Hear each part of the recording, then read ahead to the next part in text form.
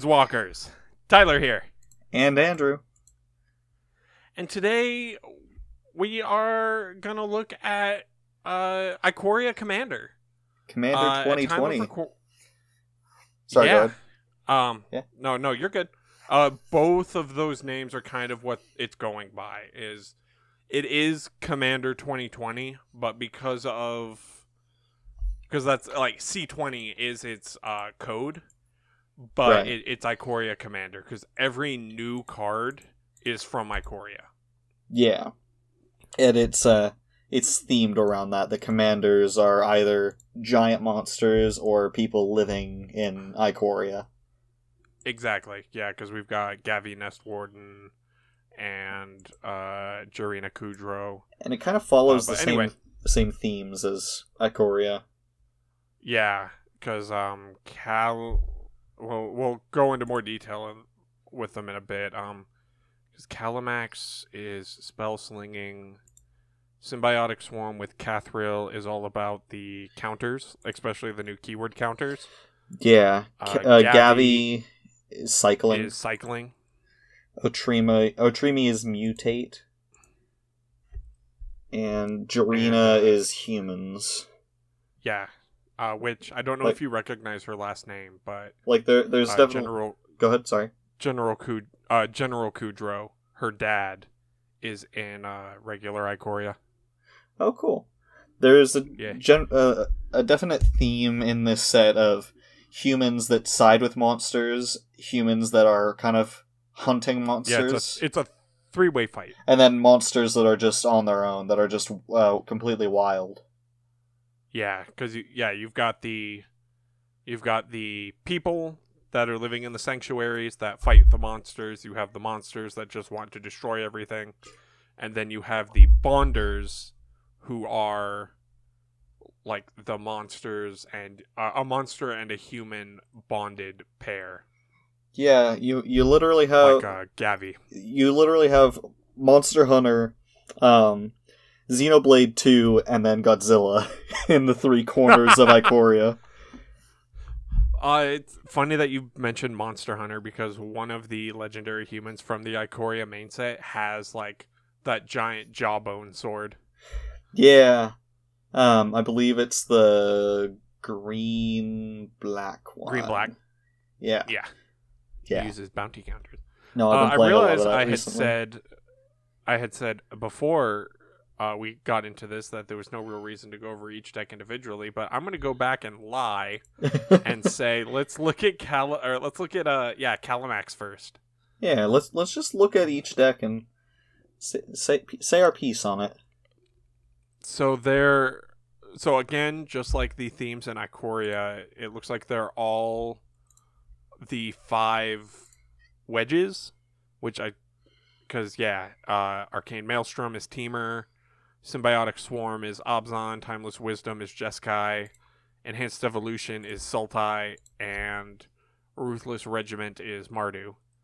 Yes, I'm noticing that each one has a reprinted Planeswalker. Yeah, no, I'm super stoked that because they did that with the last Commander sets too. They put a Planeswalker in each one. Yeah. And I think that's super... Yeah, Johnny and Yilling, who is Chandra Flamecaller, Nissa Steward of the Elements, and Nahiri the Harbinger. Yeah. Okay. That's the first time I'm seeing who the humans got. But it makes sense. I didn't know that Nissa had a not mono green card. That's pretty cool. Yeah, it's from Amonkhet. No, it's from either... Yeah, no, it's from Amonkhet. It's either I was going to say it's either Amonkhet or Hour of Devastation, but Nissa Steward of the Elements is Amonkhet. Yeah. So let's look at the Temur deck first, which is Calamax the Stormsire, which is a Spellslinger deck. Elemental Dinosaur. Which just really quick, I wanted to say these 5 decks kind of screwed me, because I have 3 decks of these color combinations. I have a Mardu deck, I have a Temur deck, and I have a Sultai deck, which means I only have 2 to pick from unless I wanted to double up, which I don't. But if it makes you feel any better, I'm also kind of screwed. But that said, I do want a couple of these commanders in my other decks. Calamex, for example, bringing it back around to this deck, I want him in my Omnath deck because he's an elemental. The fact that he's an elemental is complete garbage, and I hate it. I love it. It's going in my Omnath deck, and there's nothing you can do about it. Whenever you cast your first instant spell each turn, if Calamax the Stormsire is tapped, copy that spell. You may choose new targets for the copy. Which does mean you need to attack with him before Not that, necessarily. or have some other effect to tap him. I mean, you're in blue and red. You can put, like, stuff on him to make him... You have that elemental... You have that mask. Mask. The one that makes a 1/1... Mask of Immolation? Elemental. Yeah. Is it Well, sacrifice or is it tap? It's tap and sacrifice. Oh, never mind then. Yeah, so... Yeah, But if that you doesn't can work. turn him into a pinger... Yeah? Just tap him and... Like... Yeah? Whenever you copy an instant there's- spell... It gets bigger every time it copies. Yeah, because worth noting... Like, those two are complete... Like, if you tap him... You can just start slinging spells, and he's just gonna keep... Oh no, it is only the first instant or sorcery spell. It is just... Never mind. However, if it's instants, that does mean that if you cast them on your opponent's turn, he can get feasibly, like, starting from you and going back around till it comes back to you, he can conceivably become an 8/8. Yeah, because you can attack with him, attack your most vulnerable opponent, pass the turn, and then if you have enough instants, you can keep playing them starting on your turn, and then on each of your opponent's turns, and then when it comes back around, he's an 8/8. Which maybe means I don't want him in my Omnath deck, because it's not too much of an instant heavy deck. So I don't know. I don't know if there's a lot of synergy there. So each deck also got, like, as usual, it got an alternate commander. 2 alternate Well, technically. Well, hold 2. on. Yeah, I'll get to that. Okay. It got an alternate commander who is in those who is all of those colors, and then each one also got a pair of partner commanders that together are those colors. And Calamax I love that. has I sure hope that you enjoy the partner with mechanic.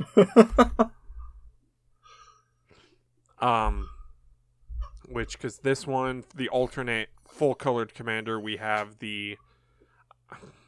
I'm going to let you try and pronounce his name. Xyrus, the Writhing Storm. Why is writhing what caught you? I don't know. So he's a snake leviathan. It's a sky leviathan, which I think is really cool. That's an aesthetic that I really like. Sky, like oceanic monsters, but in the sky. It's pretty cool. Oh yeah, I like that. Simic Sky Swallower, is a leviathan that flies. There's I know what you're talking about, like the sky whales and a bunch of junk like that. Yeah, and whenever an opponent draws a card except for the first one, they draw each of their turns, or on each of their draw steps, create a 1/1 green snake creature token, and whenever he deals combat damage... Huh? Windfall? Oh! Wait, is that in here? Was that reprinted? No. No, but Windfall's not an expensive card. Yeah, just Windfall. They draw 7 cards, you make No! Every opponent draws 7 cards. You make 21 snakes. Yeah. Oh, I like. And then we've got the partner commanders, Halden, who does nothing, and Paco, the goodest boy. Halden, who does nothing. Like, that's his title. Because he can only do stuff if Paco... So, Halden is 2 and a blue for a 1/4 human. Halden, avid arcanist. He's a human wizard. You may play non-creature cards from exile with fetch counters on them if you exiled them, and you may spend mana as though it were mana of any color to cast these spells. Okay, cool. What are fetch counters? So Paco, Arcane Retriever. 3 red green, 3/3. Elemental Hound, the goodest boy. He has haste. And whenever he attacks, exile the top card of each player's library and put a fetch counter on each of them. Put a +1/+1 counter on Paco for each non-creature card exiled this way. Interesting. I do like that even when these two leave, like, those cards stay exiled with fetch counters on them. So if there's stuff you can still cast, you can play them later and then cast it.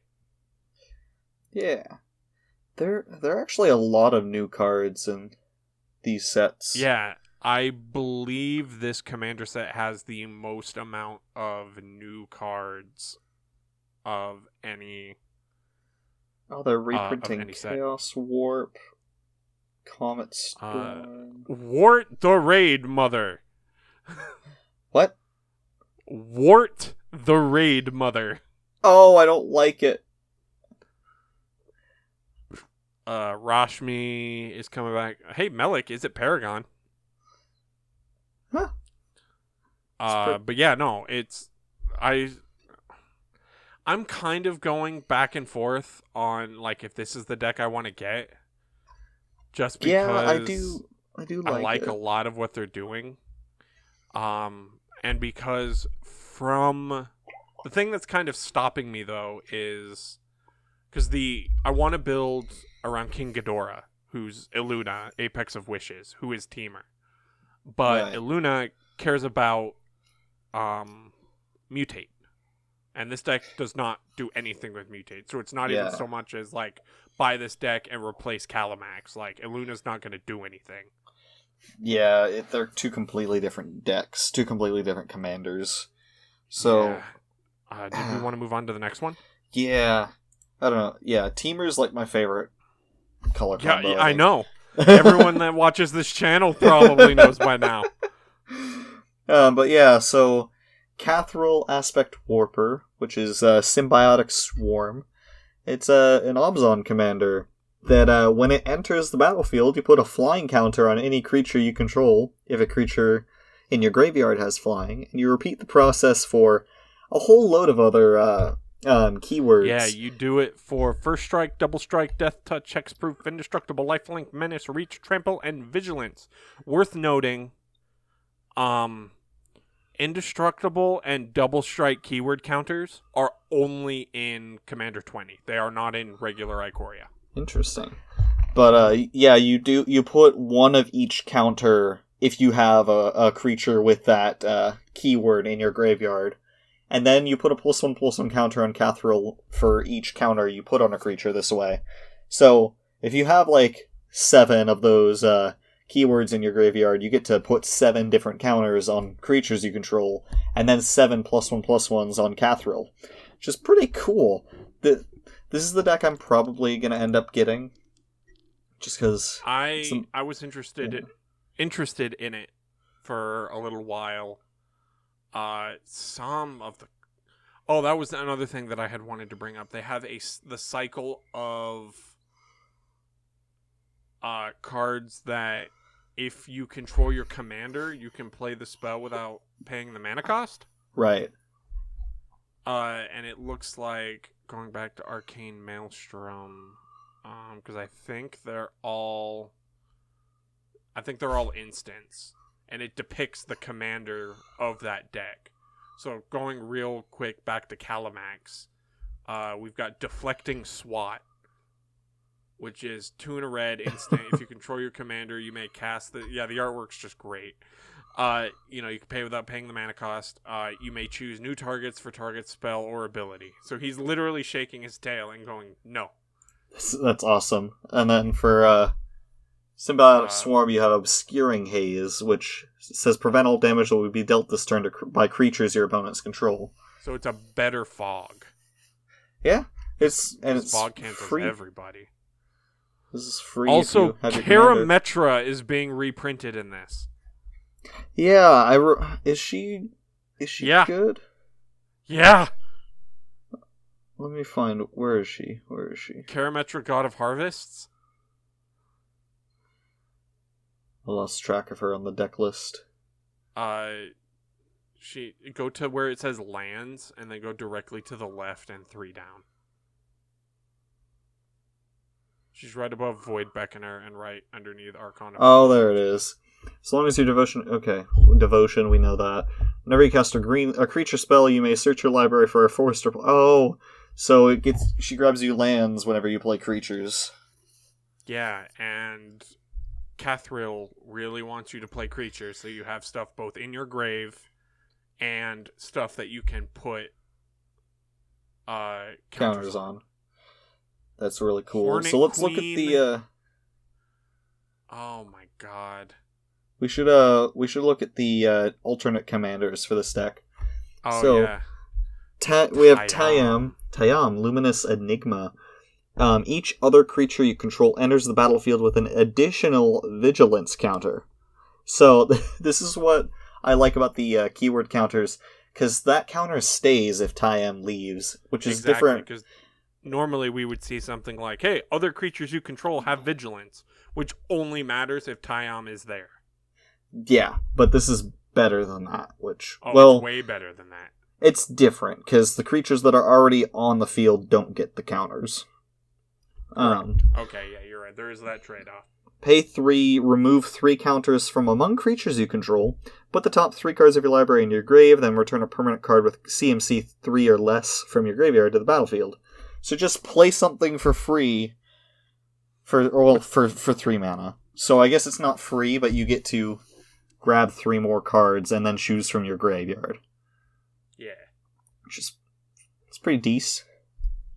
And then the partner commanders, we've got Nikara, Lair Scavenger, 2 and a black, legendary Human Cleric. Seems like a weird whatever. 2/2, partners with Yannick, Scavenging Sentinel. She has Menace, and when another creature you control leaves the battlefield, if it had 1 or more counters on it, you draw a card and you lose a life. And then what does our friend Yannick do? 2 green-white for a 3/3 Hyena Beast. It's got Vigilance, and when he enters the battlefield, exile another creature you control until he leaves the battlefield. And when you do, distribute X +1/+1 counters, where X is the number of...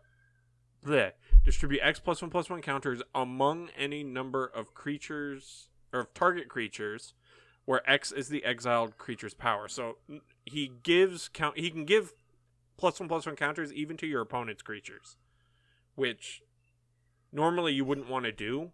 But if you do that and then you get rid of them, Nikara is going to draw you a lot of cards and then take a lot of your blood. Huh. Interesting.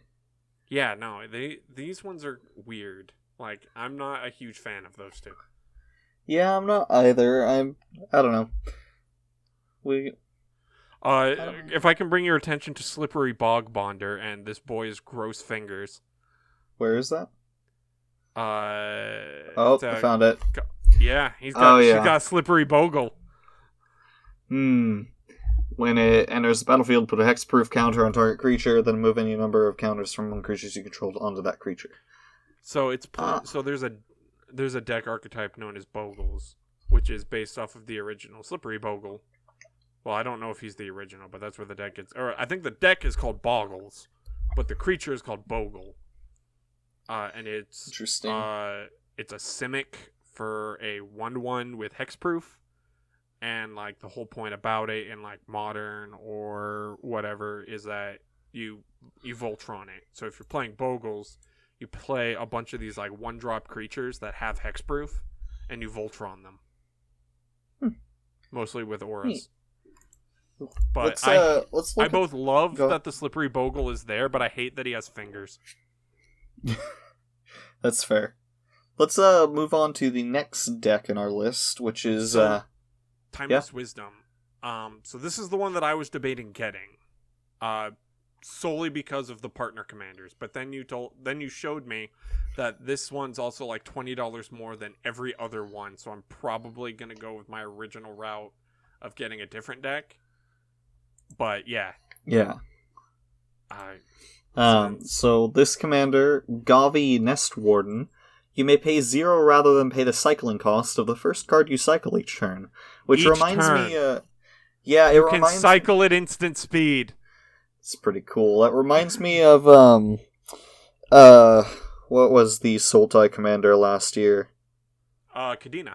Kadena, yeah. You have her. She lets you...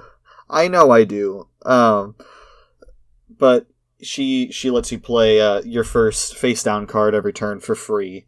Yeah, and this is a similar thing. If you can find a way to cast spells with Flash, you just get to do that every Vidalcan Orrery. Also, I should get that for that deck. Real quick, fun fact about Gavi's name. Yeah. So there's an old card. I think it's just called I think it might just be called Marrow. Maro. Yeah. It might be Marrow Sorcerer, although I might be thinking of Multani Marrow Sorcerer. But I know that there's a card called Marrow, and it's Mark Rosewater. Well, the creature isn't Mark Rosewater, but he goes by Marrow, or that's a nickname for him because Mark, M-A, Rosewater, R-O, Marrow, and so the creature's name was a reference to him. Gavi Nest Warden is a name reference to Gavin Verhey, because Gavi Est Warden, if you take the Est out, it's Gavin, and he actually went on, I think, Twitter and Facebook and was talking about, leading up in the spoilers to this, how excited he was that he got his own version of Marrow. That's and neat. that's who this is. So whenever you draw your second card each turn, create a 2/2 red and white dinosaur cat creature token. Which, those tokens are the most adorable things I've ever seen. I have yet to see them. Imagine a dinosaur, but the dinosaur is a cat. Thank you. Here to help. I will look that up in my free time. So this deck, this is the cycling deck. This one's got the Locust God in it. Oh yeah. Do they each have a god? Hold on.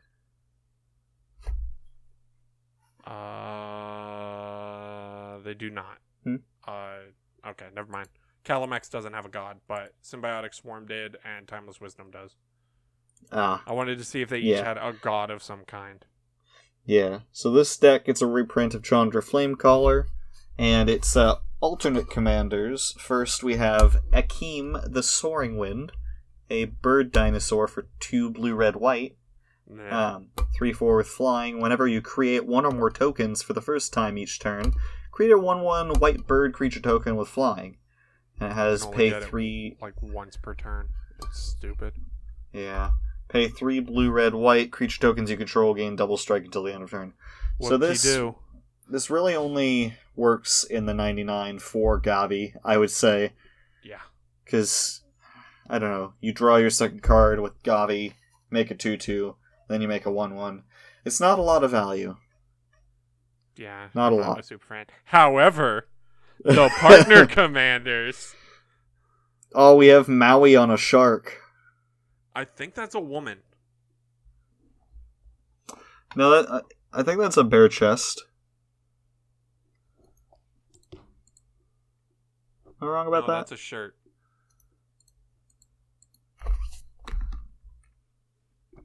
No, I don't know. Yeah, it might be a shirt. Oh well. But yeah, we have Brelin Shark Rider and Shabraz the Sky Shark. Yeah, Sharkbird. Flying Sharkbird. Let's go. Give me the flying shark. Put it in my hands right now. I don't think it would fit in your hands. This is not Shut Animal up. Crossing. Give me flying shark. And this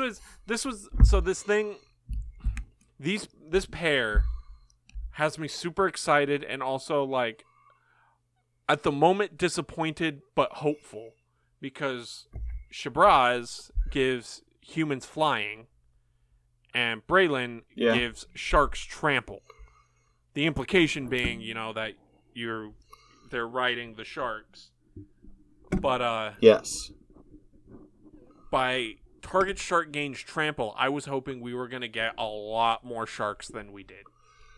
Oh yeah, but it does open the door for more sharks in the future. That's why I'm hopeful. I kind of get why they didn't put in more sharks. They probably just wanted to put in the crazy sharks, like the shark with legs and the sharks with wings and the giant shark, because it's the plane for monsters and mutants. But they didn't want to focus heavily on sharks. No, and I get it, but in the future, it's there. There's also this is also the deck that has the quote unquote free card that the most people are Fierce Guardianship. Hey, you like counter magic, right, Andrew? If you control it. Oh yeah, counter target non-creature spell for free. How do you feel about a free negate? Oh, I like that a lot. Yeah, no. Oh, this deck also has Niv Mizzet. People have opinions on this one. Why? Because it's a free counter spell? Yes, that's the exact reason why. I need to acquire this spell, and I get the feeling it's going to be difficult. Yeah, it probably is. Also, before we move on, I just wanted to talk about the Badger Dinosaur. Which one's that? The Surly Badgersaur. Surly Badgersaur. Oh, there it is. It looks nothing like a badger. Shut up. He is doing his best. He's what is it? He's a bone miser / waste knot for red. Neat. It still looks nothing like a badger. You look nothing like a badger. Moving on. Thank you. Let's enhanced evolution. Otrimi the ever playful. This is it's probably, our Sultai deck. Honestly, after seeing how expensive Timeless Wisdom is going to be, this is probably the deck that I'm going to get. Because I love Otrimi. I like Otrimi. I like his card art. Yeah, no, very cute. 3... Since you read the last one, I'll go. So he's 3 and the full Sultai, black, green, blue, for a 6/6. With Trample. He's got Mutate for 1 black, green, blue, so you can mutate him for 4. Which I would like to point out, I actually, no, I don't think Mutate does not get over Commander Tax, because it's an alternate casting cost that still has Commander Tax on it, I believe. I see. I think the only one that can really get around that if you make him your commander is Brokos, because you can cast him from the grave. Yeah. Whenever this creature deals combat damage to a player, return target creature card with Mutate from your graveyard to your hand. So, yeah, because that's kind of the whole thing is when you have a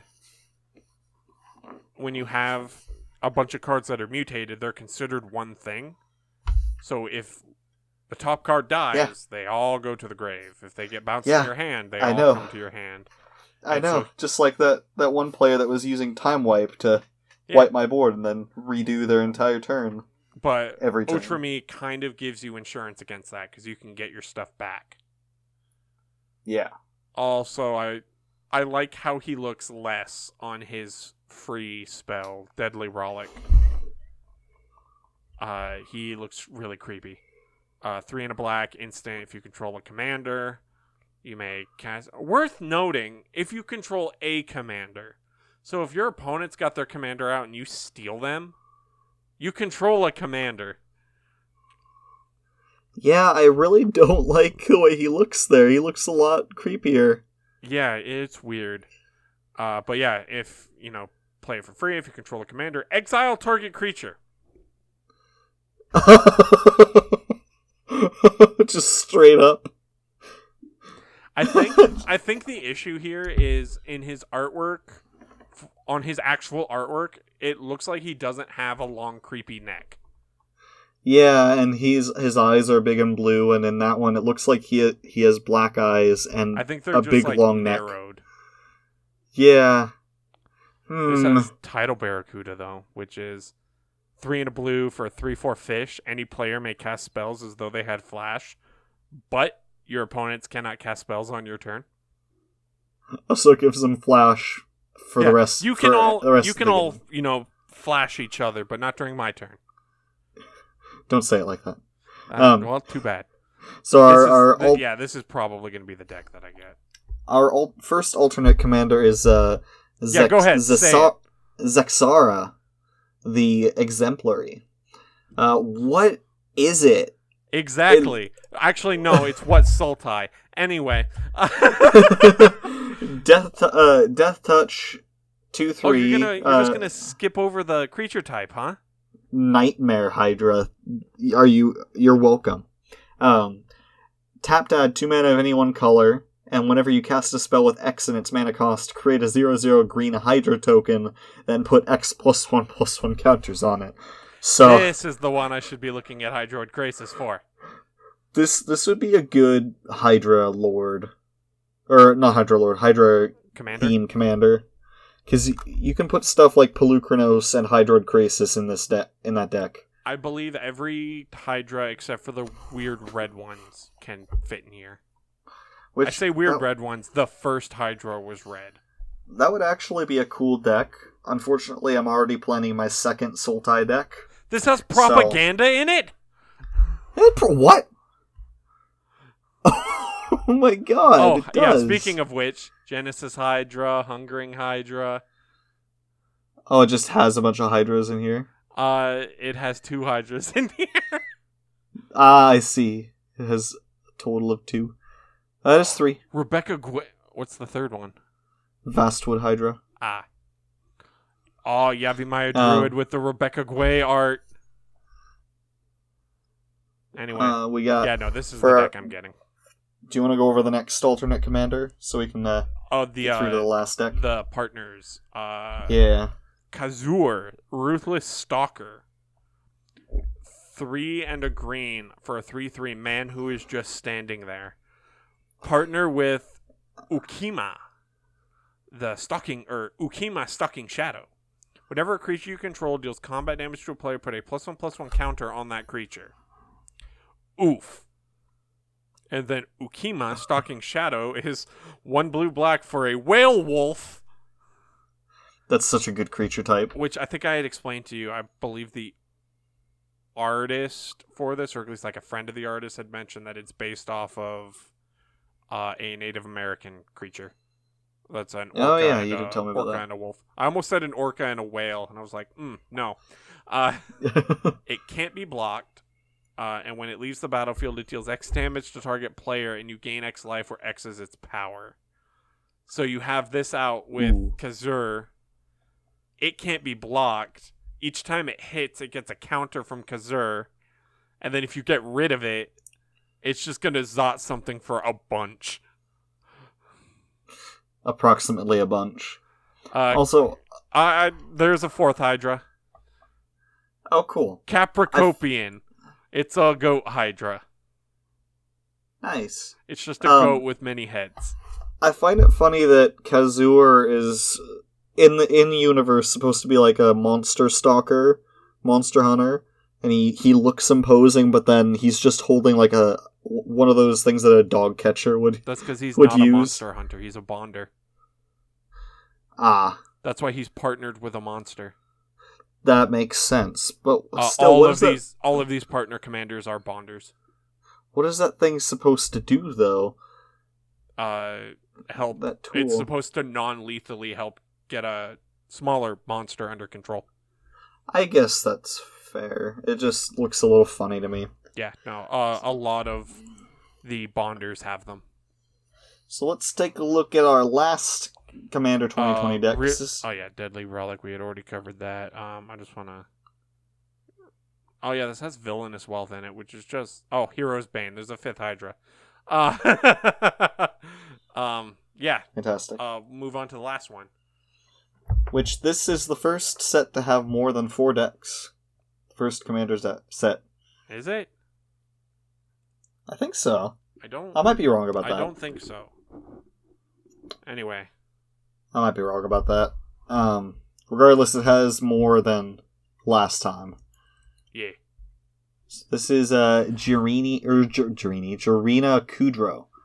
When she enters, create a 1/1 human soldier token. For each time you've cast a commander from the command zone this game, other humans you control get +2/+0.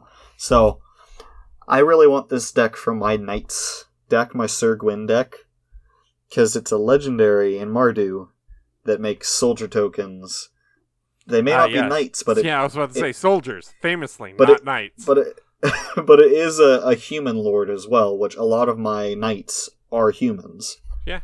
So there's synergy there. I want to get Jorina Kudro for my knights deck. This also has a Lesha in it. The alternate commander, we got Kelsian, the Plague. The full Mardu for a 2/2 Vigilance Haste Human Assassin. He gets +1/+1 for each... Oh yeah, experience counters they're bringing back. That was a thing from the cycle of commander decks with Cold Daxos and Marin of Clan Nel Toth and some other ones that I don't care about. Azuri. Claw of Progress and anything. But yeah, experience counters. And you can tap him and he deals 1 damage to target creature you don't control. When that creature dies this turn, you get an experience counter. Okay, so he snipes creatures, and then he gets better at sniping, or he gets, better. It gets to the point where he can actually go out and fight. And then we have... Cool. These partners are... It took me... This is how I know they're bonders, because I had to have someone explain to me the story behind, like, what these two are doing.